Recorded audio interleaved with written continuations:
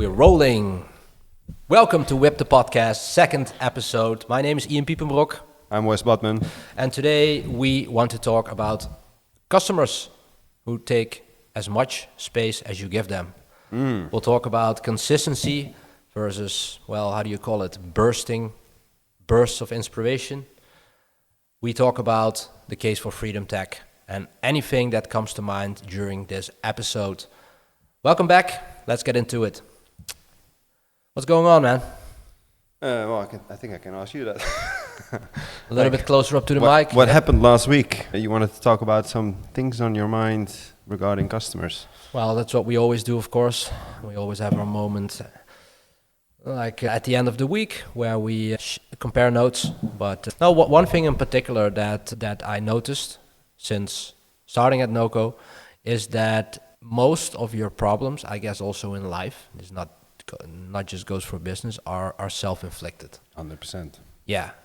Your own worst enemy, etc. I mean, they're all cliches, and most of the cliches are true.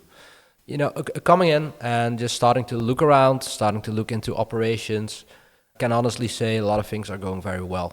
I mean, this is evident because we wouldn't have served the customers that we do, get the reviews that we do, and so sort of the upward progression that we have been on. So that's all good, but of course I'm here to also improve things and sort of lead the way into the next level. And what I noticed is that there is sometimes the mindset where we can say that some customers are difficult. I think this is super common for any agency. We don't have to be mysterious about that. Of course, you have some customers who tend to be more difficult or more demanding than others, just like people are. And I really am trying to instill the mindset of the customer is always right, but not in the classical sense. My sort of main premise is always the customer takes as much space as you allow the customer to take it. And this sounds like a very commercial or one-sided statement, but it actually isn't. It's all to the benefit of the customer to give them sufficient space, but not full freedom to have very fragmented communication or to sort of walk outside of the framework of the process that you offer them for a specific service, especially obviously a productized service. So I wrote down a couple of notes about this. So I'm observing quite a bit of fragmentation. So we have a 0 to 1 website sprint, which is a productized service with a very clear set of communication guidelines. And we're not doing this for fun or to bully the customer. We're doing this to give them the clearest, most efficient path from A to B with the most high quality output that we can deliver. So this is something that has been, even before my time, well thought out by Jelle and the team. That process is there for a reason. And by allowing a lot of exceptions, like for example, we have designated Slack channels for our projects where the customer is invited, but allowing a lot of exceptions, like a lot of DMs, like keeping the channel open for much longer than the project actually takes, gives the customer room to operate outside of the boundaries of your process. And I agree with the customer. I would do exactly the same thing because I'm given the space. I have more requests. I have stuff that falls outside of scope. There are stuff I maybe mess up myself in the CMS when trying to fill the website with content. Anything really, small or big. Of course, the customer takes the space to talk to you about it. This also sometimes happens during the process, during the project, where there's quite a bit of strain on operation because of all the exceptions that are allowed. And in the end, this is also to the detriment of the customer itself. And this is something I'm trying to get into the minds and hearts of the team. The customer hires us, pays us for our expertise because we've done these processes for numerous amounts of time. And they assume that throughout those processes, over multiple years, we've learned and we've seen all the pitfalls, and we are there to avoid this current customer to fall in those same pitfalls. That's what they hire us for. That's what they invest for in us. That's what they pay us for. So keeping the customer to a very tight and well-structured process is not to the detriment of the customer. it's because it's in their advantage, because ultimately the output and the relationship and the goodwill, etc., becomes much better. And that is something that I have been noticing in some cases, and that is something that we are sort of putting focus on right now. Yeah, I see that point. By the way, great pitch for your business. Oh, thanks. Yeah, well, but can't help myself. I see the parallel in maybe more personal things, where I always put my phone on do not disturb. Like I even turned off that you can get through it by calling me twice. You need to protect your... I've noticed that, actually. Yeah, I know. You're the reason why I did that. But yeah, there is... If you constantly need to switch in and out of like focus mode, things take so much longer. Like it's beyond annoying when you're like writing something good, or you're like, I don't know, designing, coding, whatever. Like whatever you're working on that requires your focus. As soon as you get a call, you're completely out of it, and then you hang up and you need to restart again. Like it's beyond annoying, especially when you start noticing the effect of it. And I think this has nothing to do with customers in my case, but I think lots of customers from NoCo will definitely understand, because they probably deal with similar kind of thing that I just spoke about. And by interrupting anyone in the team to ask questions, they're literally taking focus off the work that they want to get done through you. Especially when it's creative work. Yeah, 100%. Isn't what they say that, like, for example, when you're in a creative process and you're doing creative work and someone interrupts you, that it takes like 20 to 30 minutes to get back into that full focus mindset again? Yeah, there is something. I've read something about multitasking. And let's say you spend an hour or something, and then an hour on something else, and an hour on something else. It's like way less effective than just like spending like a full day working on the one thing, next day working on the next thing, you know? It's just switching in and out is even more terrible than that, I guess. Yeah. So how do you sort of remedy that for yourself? How do you keep that in control? The most effective thing, waking up early, man. Like do the deep work before the day starts. And it is not becoming easier when you get kids. But I remember that when I didn't have kids yet, waking up at 5 a.m. and then just do the work, I often had all the shit done before the day started, before everyone like checked in at 9, like I already had my stuff done. And then all of a sudden it becomes like so much more relaxed to go through your day. I think in the case of NoCo, you can probably implement that to a certain level, because lots of clients are in different time zones. Oh yeah. But then still you need to protect it somehow. And also, most people don't care about having a reaction right away. We all have these people in our lives that want to have a response right away. Sometimes it's like my dad, for example. Yeah. So different mindset on things, but he might be the exception to the rule then. Yeah. But people generally don't really care. They just don't want to wait too long, and they want to be like understood, and they want to have at least like a good response. Exactly. Who cares that you respond right away? You preach yourself for like async communication. That's literally in the name of it, async. Like you don't have to respond within an hour. Right. Just make it a proper response that the customer can work with. So yeah, to go back, or to tie that into the team mindset and culture at NoCo, it's a little bit counterintuitive, because people need to understand that it's a cumulative thing. So the wanting to respond quickly and tailor to every need and request of the customer comes from a good intention. It's because you feel responsible for the customer, for the project, and you want to solve stuff ASAP right away. But you have to zoom out and see that it has a cumulative effect. So it's not just this one single request for this one single customer at this time. It builds up. It's like a snowball. It builds up. If you keep doing this, if you keep getting pulled out of for example, your deep focus, if you don't take the time to really research an answer, to look properly into an answer and give a comprehensive answer that actually solves something, instead of ad hoc getting pulled into all these requests and touch points. When you sort of spread this out over all the customers over a longer period of time, then it gets cumulatively detrimental. to the output. Yeah, but like you're speaking about what effect it has on the people, you basically create a culture where focus and deep work is not a priority. It's like the priority for your throughput, right? Well, that is what the customer at the end pays for the big lever stuff, the big lever ideas, design decisions, technical solutions, etc. that come from actually doing deep work and thinking about it properly for an extended period of time. Yeah, and it trickles down, man, because eventually people start caring less about each other's time as well internally.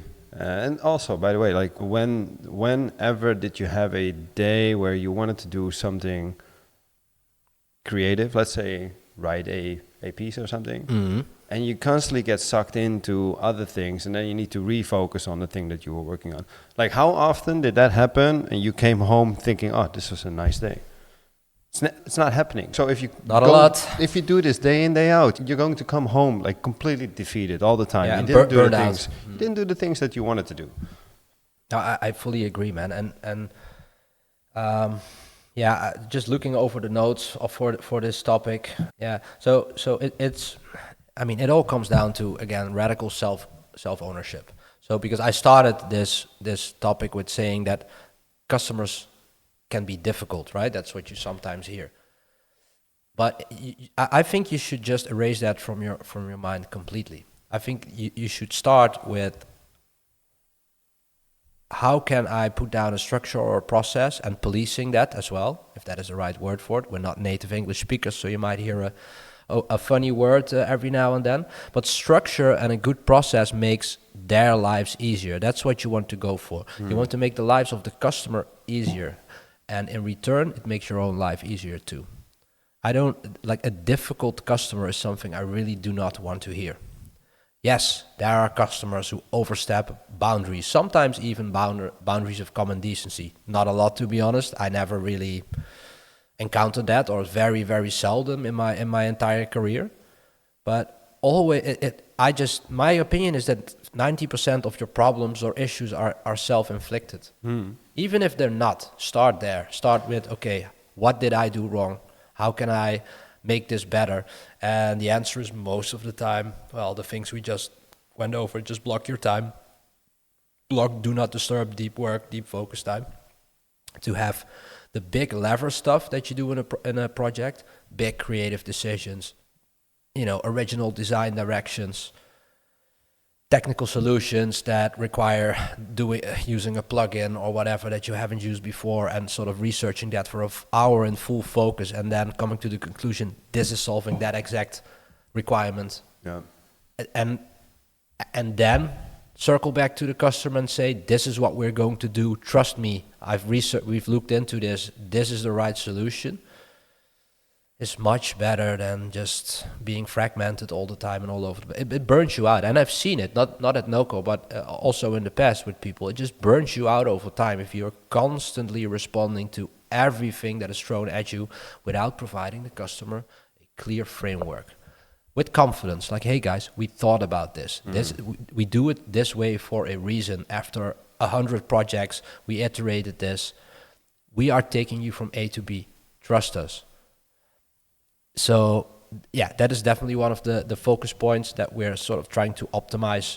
And it's fun and a little frustrating sometimes, but mostly fun and rewarding, because when people see it, that's like a very cool moment, right? When you see the light bulb behind above their head go on, like, oh, right, never thought about it this way. And makes sense, because if you're sort of under an avalanche of communication all day, it narrows your vision. We talked about this in the last episode. So that was my week. Well, not entirely, because a lot of things are happening. One other thing I would like to mention is that what I'm struggling with a little bit, well, it's just challenging, is to balance, consistently chipping away your daily tasks and doing the big lever stuff. Like, for example, writing down a new marketing strategy for 2025 that really makes impact or really makes a difference. Yeah. A new service offering that requires just, a couple of days, your full concentration and focus without too much day-to-day stuff. Like, really sprinting towards something that makes a big impact. And this is a nice little bridge to you, because you wrote quite a nice essay about this. Yeah, it's because I've been struggling with this a lot myself as well. Yeah. I think a lot of entrepreneurs, a lot of founders. Oh, 100%. You see it all around you, right? But yeah, there's this, let's say, I think you wanted to say something. Yeah, no, I just want to introduce it Yeah. to you and also to the people who are watching and listening. And the title of your essay is No Risk, No Story, No Bursts of Intensity, No Glory. So let me repeat that. No risk, no story, no bursts of intensity, no glory. What's that about, man? Well, I thought it was funny when I was writing it. It doesn't completely cover what I'm saying, but I thought it was an appealing title. Yeah, got my attention. And what it comes down to is like you have the consistency that everyone is talking about. I've got myself saying it a lot of times, and I hear it all around me constantly. Like consistency is key. Mm-hmm. Just like with this podcast, like we're saying to each other, like, we need to be consistent. Yeah, I get that. We need to be that. Glad we got that straight. But it doesn't help us shape this format, right? It doesn't help us shape the ideas that we discuss here. That's mostly in some kind of like overwhelming burst of intensity. Like all of a sudden something inspires you and all of a sudden you want to write about it. That's the stuff that we are discussing here. Yeah. And I think I like to look at things in like, I want to I want to look at the consistency and intensity is two separate things. Mm-hmm. The consistency is more like the fundament you create, and the intensity is more like the building you build on top of it. So let's say you go to the gym. You go to the gym consistently. You can go to the gym consistently for 5 years and you can still be a twig, right?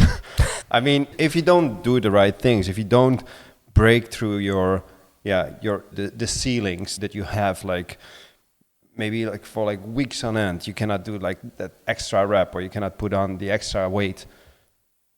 All of a sudden you have this burst of like inspiration. You read something, you saw something, other people in the gym. All of a sudden you want to get your food on point. You're paying more attention to it. You're sleeping better. You're making sure that you do a little bit more like pre-workout stuff. You stretch, you focus. Yeah. All of a sudden you're pushing yourself through that ceiling. Maximizing everything. That's not done by consistency. I think consistency is only like helping you to maintain certain levels. And when you go through a burst of intensity, you probably reach like a new high that will not be maintained. It's the consistency after that, like basically creates like a higher low. Yeah. And then from there on, you can like plateau again a little bit and then go for the next round, right? Got it. I think that's the same in business. Yeah, there's some interesting quotes in your piece. Maybe we can link it under the podcast description if you already published it. I don't know. I just wrote your draft. But you say, for example, consistency is just controlled decline over a longer time span. Yeah, maybe it's a bit extreme, but I do think that, because just like what I was saying, if you go to the gym like 5 years on end, but you don't put in the effort to grow or to become leaner, you just go to the gym every week, whatever. Yeah, it's better than laying on the couch all day, but it doesn't help you get further. Like over time, you will still decline. Same for running, like people that go out. Yeah. Jogging, like Anchorman would say. You just, at one point, if you do the 10K every week, at one point you're not burning fat anymore because your body got used to it, right? You need to go through to the next level. Yeah. That's where progress lies. Yeah, for example, people who are running, because we have a colleague and she's an avid runner, and every now and then she subscribes to, or she takes part into a half marathon or a marathon. It's not something she does every week. She runs every week with a running team, with a running club, and they do their 5Ks and their 10Ks, sure. And then every now and then, once a quarter, every couple months, half a marathon, full marathon. Yeah, and then every time you want to set a better time, like a new personal record. And I think the same counts for business. You got your daily stuff that you need to keep on doing consistently. And I think when people talk about 4-hour work days and such, like it's quite a prominent thing on entrepreneurial Twitter. Sure. I think that's totally doable for all the consistent stuff. Yeah. But then you have all these like projects that you need to build on top of this like layer of consistency. Yeah, the needle movers. A new, I don't know, like a new website, like a new product, new feature, like whatever the idea you got for anything, you need to work on it. Yeah, right? like where you're for weeks in a row, you're locking yourself down into the office and you just go at it consistently to the detriment of your own, well-being almost. And that is also why you can do that for long periods at a time. Yeah, you burn out, but at the same time, you also don't like, because from every burst of intensity, there's some are like didn't bring you anything apart from like some learnings. But a lot of times it does bring you like a certain win. I don't know, like a new feature that you built for your product that, I mean, it worked. So now we need to make sure that is also maintained. So a lot of things that come out of bursts of intensity need eventually be incorporated in your like fundamental like part of consistency. Yes. You also need to have time to do that, to process these wins, to make sure your systems are updated. Oh yeah. And yeah, as the person doing the intense sprint or like the team doing the sprint or whatever, you cannot keep doing that over and over again, because you need to do it and then you need to rest, you need to reassess, and then you can focus on the next one, right? Yeah. Okay. So yeah, it's basically sprint like a lion, rest like a lion. That's what they say. I always like that. Yeah. And it also, I think, looking at both our personalities, I think it also fits us quite well, because I know from you and I know also from myself that we can go full psycho mode for a number of weeks in a row where we squeeze absolutely everything out of our days, and we are constantly obsessively focused on what we want to do, or the thing we want to create, or the offering that we want to craft, or whatever. I do think, speaking for myself, I am naturally not great, and this has to do with my character type, at consistently chipping away tasks. I really need all my discipline to do that. And then it works, but it doesn't come naturally. I am the type of person who can sprint and then needs to rest, because my sprints are extremely intense. So my rest needs to be for a proper time as well. And that is why I always love working with other people who are complementary to me. Oh, yeah. I did that at my former agency with my former associate, we were polar opposites in character type, and that was, for the most part, perfect. I mean, he sort of backed me with my shortcomings and vice versa. And having a complementary, co-founder, for example, is great. I'm not sure if I would ever start a business alone, because I simply love working with others who are better at other stuff, and who I can contribute value to with the stuff that they don't have. And I think, how's that for you? Because you have been running a software studio for 10 years, also with a co-founder. Yeah, I feel exactly the same about that. You're the sprinter and he's the marathon runner. Well, he's actually such a qualified person that he sprints marathons. I think so too. Yeah. And to the point you were mentioning about, you're either doing the sprints or you're either doing like the consistent work. I think everyone has like a little bit of both. No one does only one thing. But I do think one can be better at doing insanely intense sprints that are completely based on some kind of like overwhelming inspiration. Yeah. And the other one can be better at putting in the reps day in, day out. But at the same time, like we all need to do a little bit of both, regardless. I find that beautiful about teams. Definitely, I agree with you. I love working with teams, because you can really complement each other in those things. Yeah. And also the magic for me happens. So, for example, that burst of inspiration from a sprint more often than not comes from, for example, conversations that we have or that I have with other people, simply throwing ideas around.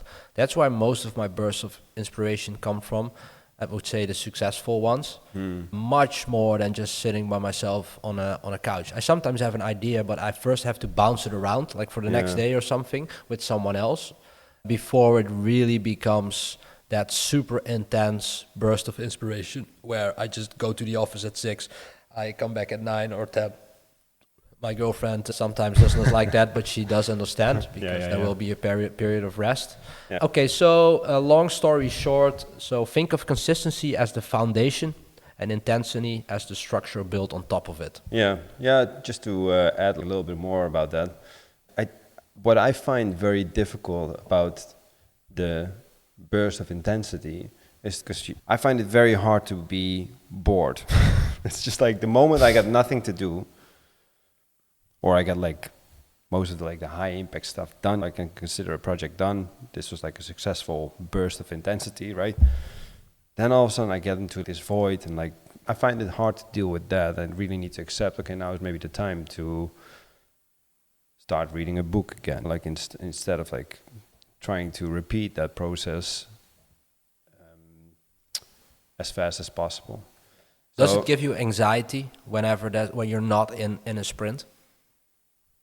I find it very hard to deal with being bored. Yeah, bored maybe a big word, but like I find it hard to deal with the situation. Like, okay, I'm done now. Like, and now what? So that's it's There's always the next thing. yeah. And what you were saying, you like to bounce things around with other people. I don't have that at all. I'm the total opposite. I need to somehow process things by myself, do some reading online or a book or whatever. Then I need to think about that certain thing that got my attention for a while, and then I bounce it around. And I think the pleasant idea I have, that what I find very pleasant about what you're having, is that once you're done, you can just start talking to people and have this like new thing that pops up in your mind. And it's like it breaks, it's like a more, how do you call that, like more natural transition of cycles or so. That's a good, I never thought about that with regards to myself. How do I transition out of a intense sprint into the more consistent phase of that, or more consistent cycle? Yeah, no, I think I'm pretty okay in that regard. Yeah, I can enjoy the process of seeing it work the way you intended it to work. But much like you, there does come anxiety if it takes too long. Yeah. So I'm also always looking for the next thing, maybe a little bit less quickly than you after a sprint. I can definitely enjoy the process, all the wheels getting into motion with the team, for example, when you come with a new process or product, and it sort of gets adopted, people getting it, things start to click, customers start to like it, and we just have to manage it for a bit until the next thing comes. Yeah, I can enjoy that process. You get more anxious than me, I think. I do get anxious, but at the same time, I also am fully aware that you need to be in this like super relaxed state of mind for just like ideas to come to your mind, right? Yeah. So I know for a fact that it works better. It's just like, I don't know, like a hard thing to accept when you're in that moment. Yeah. Yeah. All right. Okay. Rest like a lion, sprint like a lion. You've been on a writing spree because you also were writing about something else, and also with current events might be a good one to dive into a little bit. The Case for Freedom Tech is your other long form piece titled. I wrote some things down about that. Maybe you can speak on it a little bit. So yeah, digital freedom erosion is one of the sort of the segments. Speech, privacy, access are all under threat, is what you say. What do you mean by that? We all saw what happened when Elon bought Twitter, right? Yeah. The Twitter files were made publicly available, and you saw that governments or like three-letter agencies had like direct access to someone inside the organization that could help them control it. Like whether we're talking about shadow banning or throttling certain types of information. I just find I've always been very much against that. And I didn't know it was that bad. I mean, you saw it happening.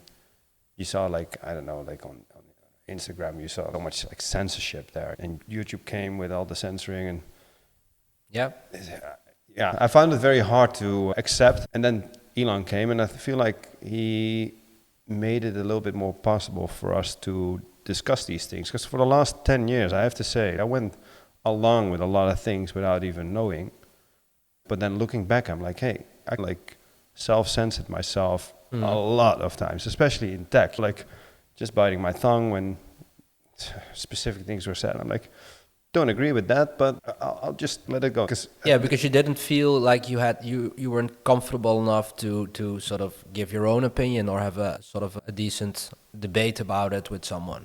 Yeah, exactly. And then there's like way more current affairs, like Brazil basically like banning its own citizens from using a VPN to access Twitter or X, whatever. They reverted that under a lot of pressure, also from Elon. Yeah, so I think, and I've been playing with the start for a while now, I think there will be a big rise in freedom tech in the upcoming years, and I think Elon just kicked that off. And you can look at it, what he done with Twitter, but simultaneously, if we talk about net neutrality, he also did the same with Starlink. But there's still like a single entity behind Starlink, so it's not ideal. But I feel like we're getting into. Yeah, let's go over the current landscape of freedom tech, or at least the most well-known things. Of course, you have Twitter, which is now X. And yeah, whatever you feel about it, or however you think about it, it is true that this is the only platform where you can basically say anything you like or have any opinion you have without the threat of censorship, of course. Yeah, as long as it's legal. As long as it's within the law. Yeah. And I knew this, so I knew that there wasn't really any platform anymore that would allow free speech in the literal sense of the word. But I only realized that after Elon bought X, like what the implications were for that. So when he threw it open, I was like, yeah, my God, I knew it was important that he would do that he would buy Twitter, X. But I only now realize, also definitely because of the Twitter files that came out, how fucked we were, basically. Yeah. And so I'm grateful that he did it, because citizen journalism is on the rise. Free-flowing information it's literally the only platform where you can find it. Have to give a shout out to Rumble as well. I don't really use Rumble, but they have been holding the line for free speech for a long time as well. And they don't get nearly enough credit. The guy, the CEO, Chris Pavlovsky or something, he has been going at it, lawsuits against Google for manipulated search results, whatever, etc., etc. X and Rumble are the most notable examples of freedom tech, but I'm sure you have a lot more examples. I think there's a lot more. What we recently also saw with Pavel Durov in Paris, him being arrested just because Telegram was being used for illicit activities, right? So I'm like, it's not really the right thing to do. We're not arresting the CEO of Toyota because ISIS drives the Hilux, right? Yeah. It's such a weird thing. I cannot comprehend this. And the only thing that it's lawfare. It is, and the only thing that the only conclusion I can come to is they're just trying to throttle free communication. And I think also the gut feeling I have with how whole of Meta is operating, and the fact that Zuckerberg is not being treated the same, kind of understripes the feeling that I have. So he's just playing along. And he has. He openly declared to suppressing stories. By Secret Service. I'm not saying that he likes it, but it is happening. Yeah, no, he didn't seem to like it, but that doesn't change the fact that he sort of caved under that pressure. Of course, he has a big company to run. Yeah. That's an understatement. However, all of that is going to change because Mark Zuckerberg is now eating steaks. He's being out in the sun. He's upped his fashion game. He's doing MMA.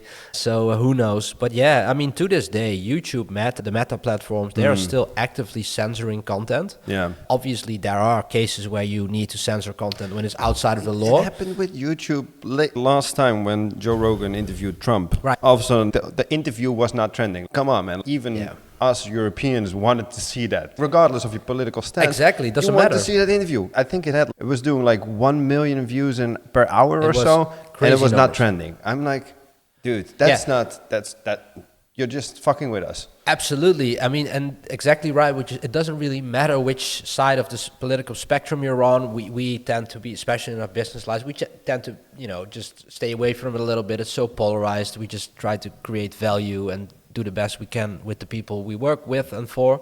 And I like that. It feels much healthier, to be honest. But it doesn't really matter. This is just common sense. It's so obvious that there's a manipulation of what people see and what they don't get to see. Yeah. And it's so weird. This has been going on for a long time, but only now it sees the light of day. Yes. Sunlight is the best disinfectant, and I have to give Elon Musk a lot of credit because he showed big balls He leveled the playing field, man. Definitely. And you know what I find interesting is that when I talk to my parents, for example, different generation, still like very much relying on like the news that's coming on television. Sure. If I talk to them about certain topics, I'm getting blamed for not watching the news. And I'm like, how do you guys not know this? And it's just it's either not being discussed on like the usual channels, or it's like, it's being like, only like part of the truth is being highlighted. It's a completely different lens that generations sort of perceive reality or the world or world news. Yeah. And it's crazy. But what you see is obviously that the older generations, the boomers, etc., who rely mostly on mainstream media, well, at some point they get older, and at some point, they pass away, and then the younger generation who do grow up with, for example, the news on X, and other... hopefully way more soon. Yeah, no, you already see it happening, of course. You already see it happening. And again, I'm also not sure why this should be a political or left-right thing. Dude, I like in a lot of things, I'm completely apolitical. Yeah. And I'm just, the only thing that I'm thinking, like the moment this is done in this way, you can weaponize it. And it's already being weaponized. So like you cannot only agree with it because it's happening to your opponent, right? To be fair, it has always been weaponized. It has been weaponized ever since there was something like media or newspapers. Who owns the newspapers controls the news and the way the news is shaped. So it has all, but the scale at which we rely on digital tools and digital platform to get our information nowadays, the impact is also much bigger. Sort of the swings you can initiate by shaping a narrative into a certain direction are incredible. But when it's open and everyone can just speak their mind, for example, you got community notes on X, but you can also, when you think a little bit different about something, or you just think, hey, that's a blatant lie, you can just like comment on it and say that. I think you should not throttle that discourse. Yeah. The answer to what they say, bad speech or whatever you want to call is not less speech, it's more speech. That's the premise of X. What I do see is that certain groups of people, it now becomes clear that was never really the issue, right? What do you mean? What I mean is that, so you would say that it's a common shared goal to have free speech. But what I see is that certain groups, they actively campaign against free speech. But in my mind, just being the egalitarian that I suppose I am, like, wouldn't it be always good to have free speech? Like, didn't history teach us that suppressing speech is not the best idea? But there are actually people out in the open, like Mask Off, saying we should censor speech actively on platforms. And the EU tried this as well, of course, with Elon, and he just gave them the finger basically, and he... Isn't it also in Ireland? I'm not entirely sure, but isn't it in Ireland that you can now be arrested for hate speech? Yeah. And then what is hate speech?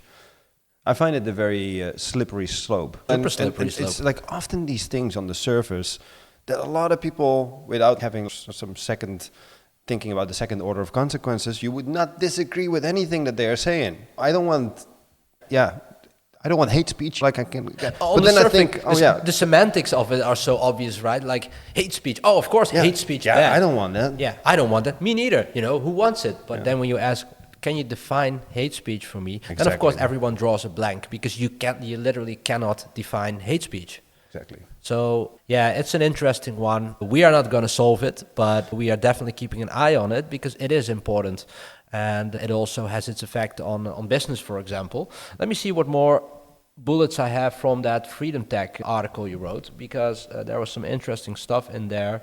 Yeah, I think one thing that's very interesting, maybe this also ties into the EU tech sector, centralized power limits expression, stifles innovation. Now, of course, what we saw quite recently is that we had our Dutch guy, Peter Levels, he went into a deep dive about the EU tech sector, because it was important to him to really describe the current state of the tech sector within the EU and how that compares, for example, to the US. And I mean, it was a pretty devastating conclusion where, He's the EU tech sector, and the EU has about as many people living there as the US.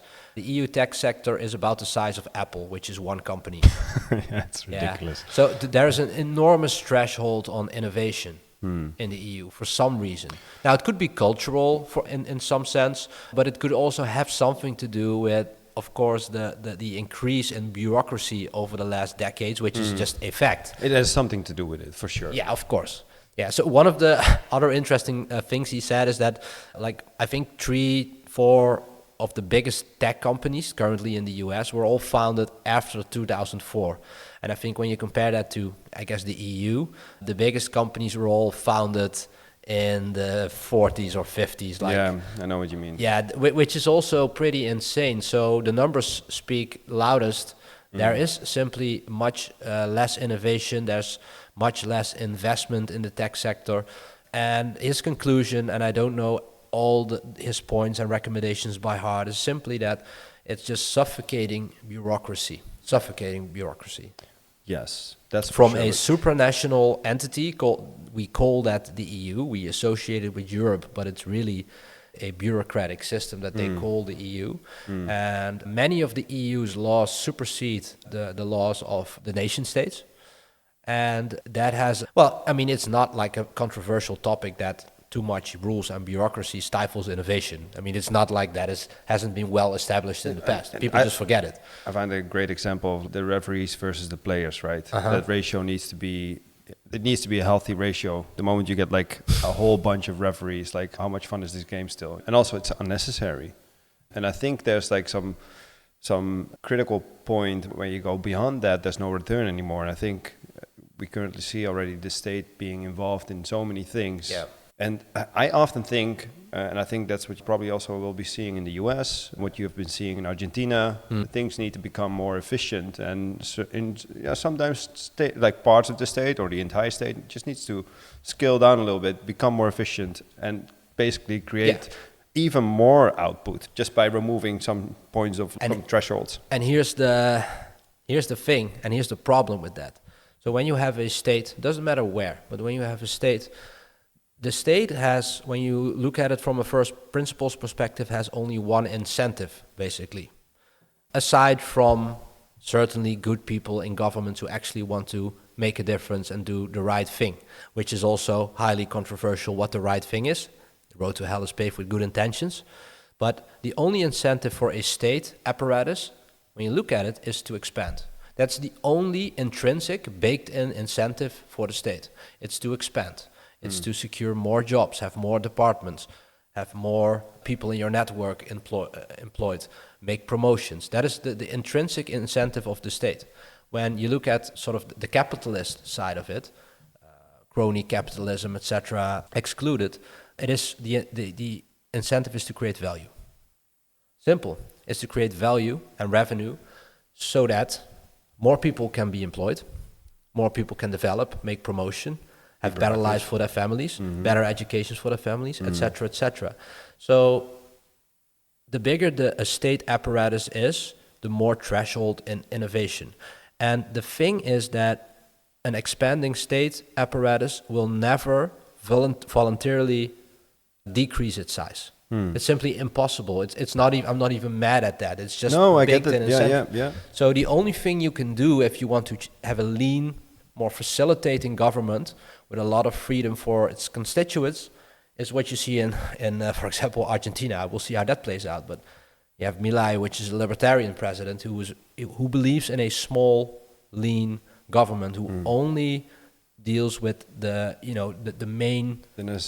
necessary stuff for a civilization to thrive, and let the market take care of the rest. Let the talents and the people, the freedom to operate as you please, the freedom to conduct business, to build stuff, to invent stuff. Let the people do that themselves. That is sort of the premise of that. And maybe in the US you'll get sort of the same. I wonder. I don't know about this, but I wonder how much larger the EU government is compared to the US government. That's a good one. I don't know. But for me, it's just what I just see it around me, and when I hear that someone some company got investment from the EU, let's say 1 million, they already have their own company that's running.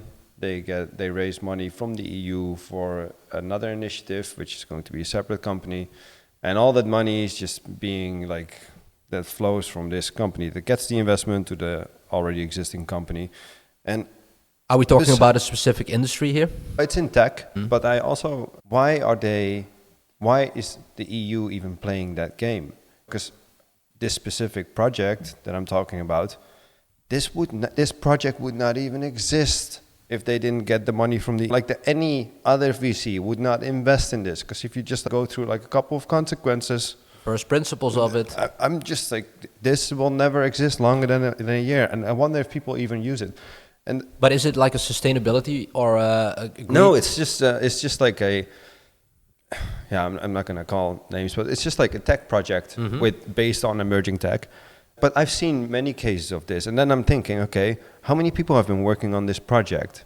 And like these people could have been working on something that actually has better odds to succeed. Why is the EU sitting on this chair, and why are they making the decision on where to deploy this money? Yeah, by subsidizing it, you mean? So, basically, yes. So you're basically saying that the EU is subsidizing an industry or a niche or certain segments of an industry, while that industry is basically not feasible at its fundamentals. No, I'm not saying the industry is not feasible. I'm just saying this project is not feasible Right. at all. Was not feasible. Is not going to get any traction. If you, let's say, look at more like the capitalist system, you got like a great idea. You go to a bunch of VCs to raise money. The way they look at your business will be a lot harsher. Yeah, that's what Elon Musk says about capital allocation. Elon Musk says, and I fully agree with him, the state is notoriously bad at capital allocation. Yes. And the business world, entrepreneurs are notoriously good at capital allocation because the incentives differ from each other. Yeah, but back to the point that we were talking about, what is now like stifling innovation? I think the EU is not like great right now, but I think a lot has to do with all the regulatory pressure. We're even building a regulatory change management tool because we think that would thrive here in this continent. But apart from that, it's also just, at one point, the money also just flows where the money can be made. So a lot of people here with cash are deploying it in the US. Yeah. And a lot of people like that, take the founders of Stripe, for example. They moved, I think, from Ireland to the US. That's where they built the company. That's where all the value is generated. Yeah, and full disclosure here, at NOCO, our primary target audience is also US B2B SaaS and tech. Yeah. Not only, we also love working for the UK companies, but that's about it. Yes. With some notable exceptions that we love to work for as well, that I even respect more because they are able to thrive in this climate. But definitely as a sort of a main audience, we focus entirely on the US. Because but you didn't do that on purpose. That's just how it went. And I had the same thing with Eli 5. We've been working for predominantly for Dutch companies or like EU companies. It became, I think, 15% now. Yeah. And if I look around, there's so many companies in our sector that are calling us if we need people. And now, thinking about it, all of these companies were predominantly working for Dutch clients.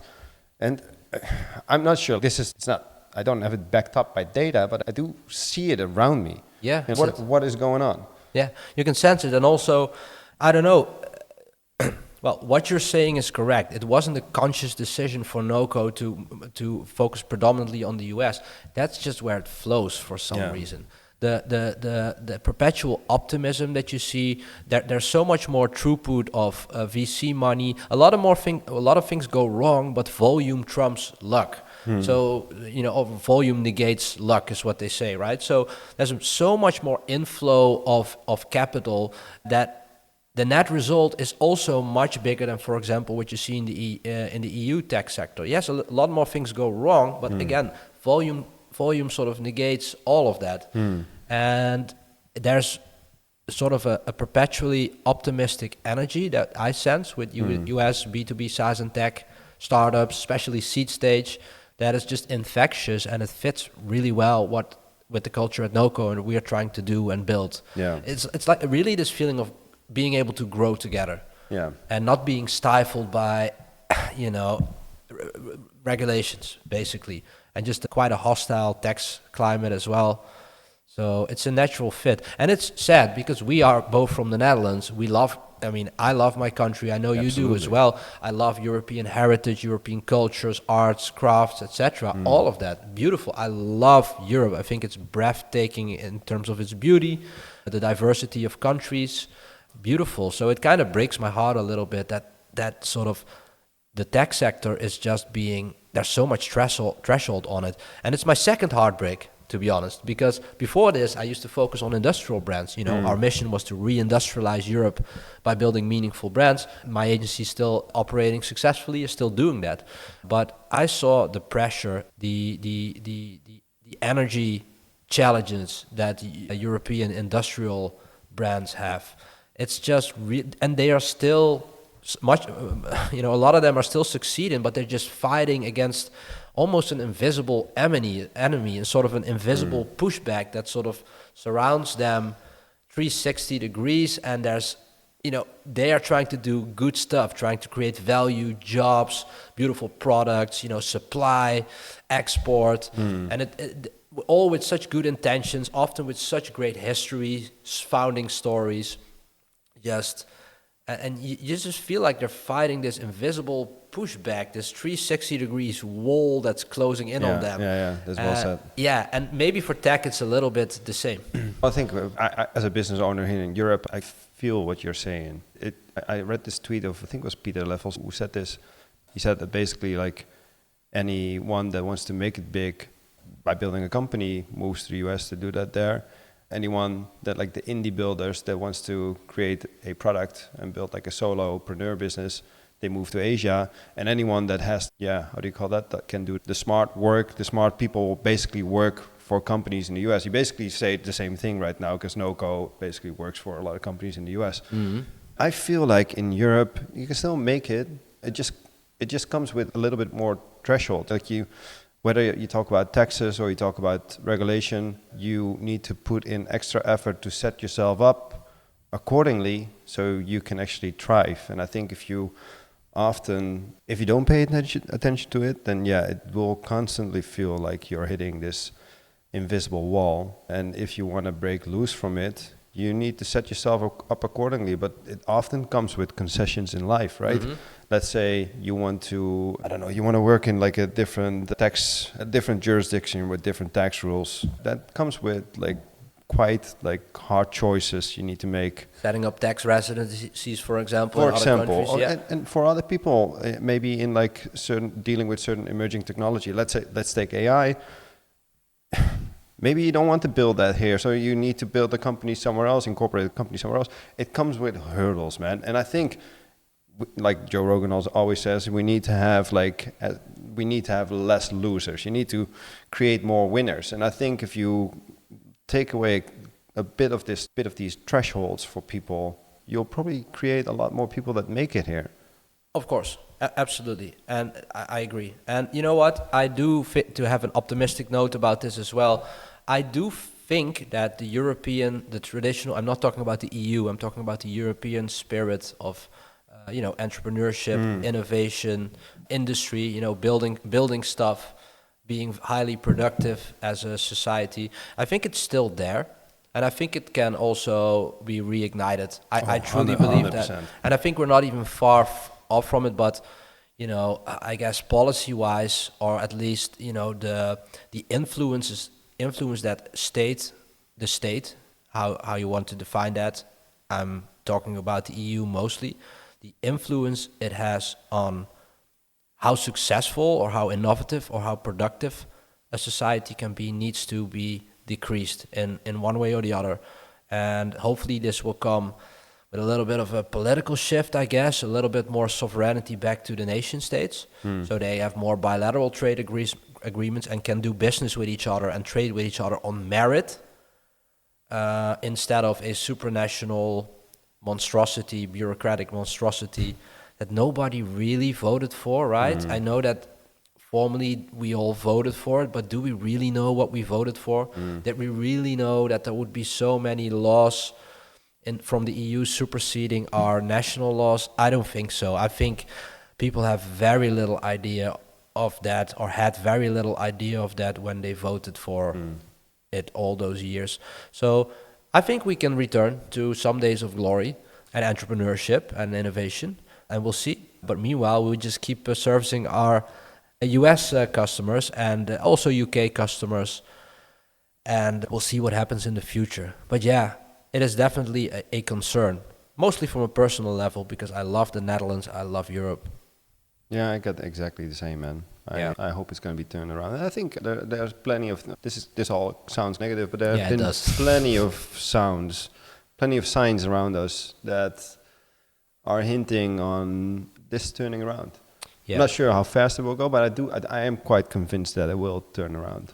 Me too. The question is always with how much collateral damage that will come. Exactly, yeah. Yeah, how much people will need to suffer, for example, in order for it to get better. But I guess that's life, and that's also the cycles of history. It's nothing new. Anyway, I hope we didn't depress you too much with this this latest segment.